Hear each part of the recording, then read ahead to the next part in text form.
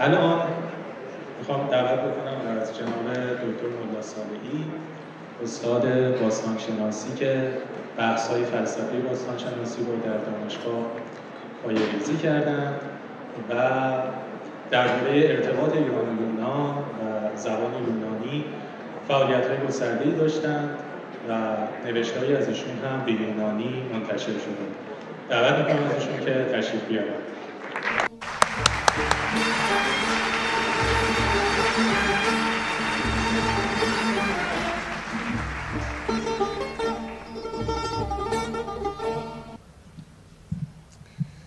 بسم الله الرحمن الرحیم.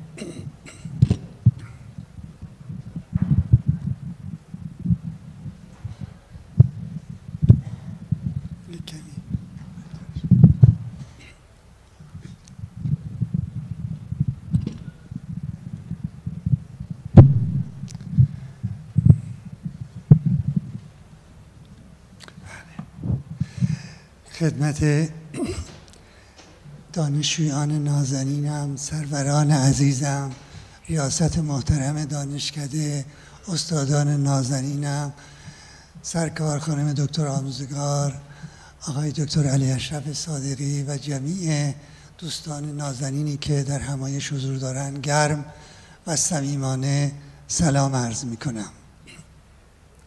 خوشنودیم و خرسند که یک بار دیگه احساس می کنیم یخهای تعصب و جزم و جمود و تحجر بساطش داره از دانشکده برچیده میشه و ذوب میشه و تحرک و تموج جاشو داره میگیره.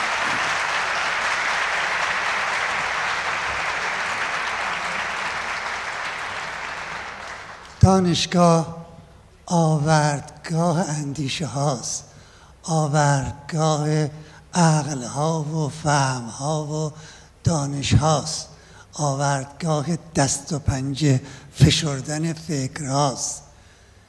درش باید به روی پهلوانان اندیشه گشود.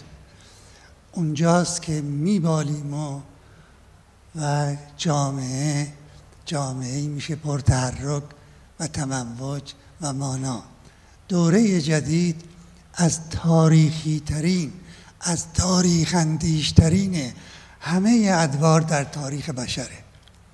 هر جامعه‌ای، هر کشوری، هر نظام سیاسی، هر مورخی، هر اندیشمندی که فاقد خودآگاهی تاریخی است، دوره جدید رو خواهد بلعید. وقتی خودآگاهی تاریخی هست، بار و بر و ثمر مبارکش آقای چکناوریان، سرکار خانم ژاله آموزگار. خودآگاهی تاریخی یعنی اینکه بدانی در کجای تاریخ ایستاده‌ای، بر کدام سنت و میراثی تکه زده‌ای، ایران کجاست، ایرانی بودن برای تو محمل چه معنایی است. 3 هفته پیش خدمت ریاست محترم دانشکده بودیم. ایشون از بنده خواستن و پیشنهاد به جایی هم بود، از من خواستن روابط و مناسبت ها و خویشاوندی های بین زبان یونانی و زبان فارسی و تأثیر و تأثیری که اینا از هم پذیرفتن مطالبی داشته باشم. خواهم داشت، اما چون امروز به نام هم خیام هم فردوسی بزرگ آذین بسته است، حیفم آمد بیشتر آمدی درباره اون چه خواهم گفت نداشته باشم. خیام کسی هست که بیش از هر شاعری زمان و زندگی ما رو و مرگ ما رو و تولد ما رو میخواد برهنه از ابدیت ببینه، یعنی این سوشم ببینه و میدونه که این کوزه آب و گل شکننده و آسیب پذیر تن ما سهمش از این عالم یک تولد و یک مرگ بیش نیست، تکراری هم در آن نیست. خیام حیرت زده اینها رو میبینه و علاقمند است که لحظه ها رو برهنه از ابدیت شکار بکنه و این سوی زندگی رو شاد بزیه تا بتوانه از رنجناکیش عبور کنه. و شاد زیستن و لحظه ها رو شکار کردن برای او خیلی مهمه و میدونه چقدر این کوزه آب و گل تن ما چقدر شکننده است در برابر مرگ و میدونه ما یک سهم بیشتر این عالم نداریم، یک تولد و یک مرد. ولی خب فردوسی نیک میدونه در یک جغرافیای باز و بی‌حصار و بی‌مرز نمیشه خیامی زندگی کرد. زندگی آوردگاه دست پنجه فشردن با حریفان، پهلوانانش به میدان میاره و در رزمگاه زندگی شکوه و عظمت و زیبایی زندگی رو در پهلوانی پهلوانانش میبینه و در این عرصه میمونه و از ایران و ایرانی بودنش دفاع میکنه. اون هم با یک زبانی نه چندان عادی و معمولی و متعارف. واقعا زبان فارسی یک زبان متعارفی نیست، تصادفی نیست که در زبان یونانی یک زبان بسیار غنی، یونانی هم زبان متعارف نیست، ولی همه یونانیان شما وقتی که زبان یونانی رسا، شیوا، فاخر و خوب صحبت میکنی و روان صحبت میکنی میگن تعلینیکا تو این فارسی، یونانیش فارسیه. وقتی که شما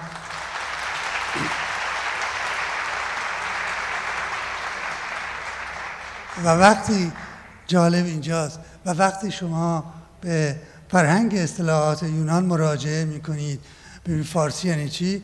میگه فارسی یعنی زبانی که ایرانیان و اقوام دیگه باهاش صحبت میکنن و یک معنای دیگهش یعنی هر زبانی که روان شیواست و کسی میتونه به شیوایی فارسی سخن بگه. و واقعا استاد چکناواریان و موسیقیدانان میدونن چقدر این زبان نرم و موسیقاییه، چقدر نرم و موسیقایی است. فردوسی طلوعگاه زبان فارسی است، همانقدر که هومر طلوعگاه زبان یونانی و این طلوعگاهی که درخشیده بعدن و از درون اون فرزندان بزرگی آمدن. منتها عجیب اینجاست ما تنها فردوسی رو نداریم که به ما میآموزه زندگی عرصه پهلوانی و نبرد و دست پنجه فشردن با حریفان هست. فرزند دیگری هم بر صحنه میاد، او هم خیلی حماسه روح انسان بودن ما رو در جهان بیان میکنه. میگه از این کوزه آب و گل و تن هم میشه عبور کرد، میشه تو چنان تولدهایی رو در همین زندگی کوتاه رقم زد، چنان مرگهایی رو ازش عبور کرد و چنان ولادت روحانی رو در جهان تجربه کرد و چنان اتصالی به سرچشمه وجود خودت پیدا بکنی که جهان بخوانه و حظ بکنه. و اون مولاناست که به ما میگه میتوان در این فرصت کوتاه، در این عمر کوتاه که سهم ما یک تولد و یک مرگ بیش نیست، میتوان چنان مرگ ها و زندگی هایی رو تجربه کرد و حماسه و شکوهش چنان روحانی زیست که جهانی حیرت زده بهش نگاه کرد. ما بمردیم و به کلی کاستیم، بانگ حق آمد همه برخاستیم. اینها به زبان فارسی گفته شده. مرده بودم زنده شدم، دولت عشق آمد و من دولت پاینده شدم. دولت پاینده عشقم در مثنوی و در غزلیات شمس حماسه روح ایرانی است که به این زبان سروده شده و گفته شده. جغرافیای زبان فارسی از جغرافیای امپراتوری هخامنشیان و پارتیان و ساسانیان هم فرا گذشت و این چیز کوچکی و هر جا زبان من، تاریخ من، فرهنگ من، ارزش‌های من، پرچمش اونجا در اهتزازه، اون سرزمین به من سرزمین بیگانه نیست، اونجا سرزمین من هست. خویشاوندی میان زبان فارسی و زبان یونانی، میان یونانیان و ایرانیان، میان تاریخ و فرهنگ یونانی و ایرانی، میان فلسفه و خرد یونانی و حکمت و خرد ایرانی بسیار دیرینه است، بسیار دیرینه. به ویژه اون روزگارانی که ایرانیان و یونانیان در استبهای فراخ و راسیا با هم زندگی می‌کردند و احتمالاً یک زبان مشترک داشتند با گویش‌های متفاوت. اینو شما در این خویشاوندی رو واقعاً هم در زبان فارسی باستان و یونانی می‌بینید. در زبان یونانی هیچ واژه‌ای به لحاظ ترکیب بندی مفهومی و برساخته‌های مفهومی با واژه اسب همسنگی نمیتونه بکنه. و جالب هم اینجاست، ما در فارسی هم میبینیم اینو، کلمه گشتاسپ و لهراسپ و جاماسپ و اینا همه پورا اینا این همین شما در یونانی میبینید گاهی تنها اشتراک لفظی نیست، اشتراک معنوی هم هست و این خیلی جالب هست. اونجا هست فیلیپوس هیپوکراتیس که شده بقراطیس و اغاثیپوس و همچنین دارنده اسب، عاشق اسب. اینقدر مفاهیم ترکیب بندی های مفهومی در یونان درباره اسب و اسطوره های اسب هم در فارسی هم در یونانی بسیار بسیار غنی. حتی ارسطو نقل میکنه که هراکلیتوس قهرمان یونانی 71 پسر داشت و یک دختر. فیثاغورس در نظام ریاضیش این 71 رو میگیره به اضافه یک دختر میکنه میشه 8، بعد 8 رو به اضافه یک دیگه میکنه پدر هست میشه 9. 9 جزو اعداد بسیار بسیار مقدس در زبان اینا. خب موزهای یونانی یا موزهای یونانی دختران نهگانه الهه منیموسین الهه حافظه نهگانه. فلوتین هم کتاب تاسوعات دیگر نهگانه های فلوتین عدد بسیار مقدسی هست و در زبان یونانی.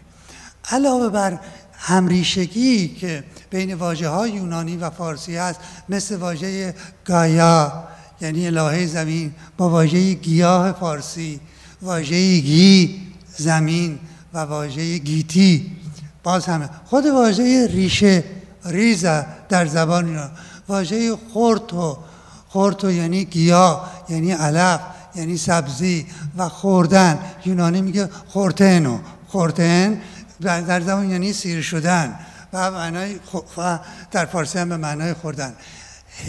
هزاران واژه اینطوری شما مشترک میان واژه های زبان یونانی و فارسی پیدا میکنید.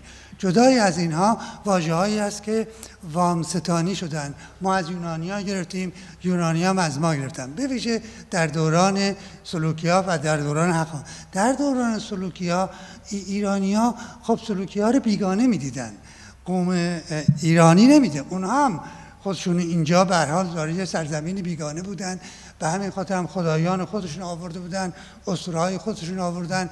ایرانیان هم اون خدایان نمیپرستیدن، دوست هم نداشتن چندان. مثلا واژه آفرودیتی که الهه زیبایی هستش، وقتی که وارد فارسی میشه معنای منفی بهش میدن، میگه افریته، دوستش نداره و با آناهیتا مقایسش میکنه. یا واژه دیاوس در یک از لهجه‌های یونانی دیاوس زئوس دیگه، دیاوس زئوس، بعد واژه فارسیشو به صورت فحش در میاره و واژه منفی بهش میده. یا واژه مثلا هرکول یک اسم مرکب هستش، هرا هست مادرشه و این سلوکی ها اینا با خودشون آوردن، حتی برای مجسمه‌اش میسازن، ولی ایرانی ها مقایسهش میکنن با قهرمانان خودشون. خب اون هیراش ور میداره، هرکول مقایسهش میکنه با رستم، هرکول میگه قول نمیپسنده. یا کلمه خاوس که در واقع اون حاویه و آشوب ازلی هست که در زبان فارسی میشه کابوسش فراوان از این واژه ها هست و ما میدیم و اونها هم مثل تا از فارسی هم واژه های فراوانی پرازیسوس واژه یونانی میشه و همچنین برای پراسنگ است، واژه پاپوچی یعنی پاپوش، کفش، فراوان. ولی بیشترین تأثیر و زبان فارسی در زمان از سلجوقیان به بعد، به ویژه در زمان امپراتوری عثمانی، انگار اصلا تو آسیای صغیر در زمان عثمانی‌ها زبان غالب و رسمی فارسیه. سیلابی از واژه‌های فارسی از هر نوعش، واژه‌های حرفه، حتی اسامی خانوادگی مثلا تورج چغلو یعنی تورجزاده، یا واژه هرموزیادیست واژه هرمز میشه، یا وموکاریست پنبکار، یا باخچوانیست وارد زبان یونان. الان هم شما برید اونقدر واژه های فارسی وارد زبان یونانی هستن حیرت میکنه. منتها استادان یونانی نمیدونن این واژه ها فارسیه، چون از طریق با لهجه ترکی رفته تو فرهنگ اصطلاحاتشون میمیسن ترکی، یعنی در حالی که تمام این واژه های غالب واژه های فارسی است فراوان. اگر من میخواستم اینجا فهرستی از این واژه ها رو به شما نشون حیرت میکردید. و وارد حتی ضرب المثل‌های بسیار بسیار زیادی وارد زبان فارسی میشه، کاروان و کارواناس و پنجوری و پنجره و پرسیزش به این یا واژه‌هایی که ما از اونها گرفتیم، مثل واژه آرمان. این واژه آرمان واژه اورامه است، اورامه یونانی است که وارد فارسی شده، و واژه‌های بسیار دیگر که اینجا من فهرستشو آماده کردم. زبان فارسی یک زبان متعارف و معمولی نیست، یک زبانی که عظیمترین و غنیترین دستاوردها و ذخایر روح جامعه و جهان بشری ما با این زبان بیان شده. عرفان و اشراق و فکر و فلسفه و ادبیات و هنر، یعنی این زبانی نیست ما هم بخوایم ازش دست بکشیم بشریت از این زبان دست نمیکشه. بشریت به این زبان نیاز داره.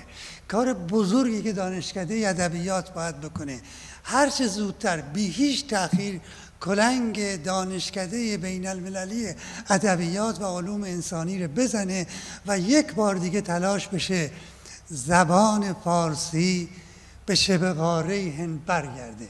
زمینش هم هست.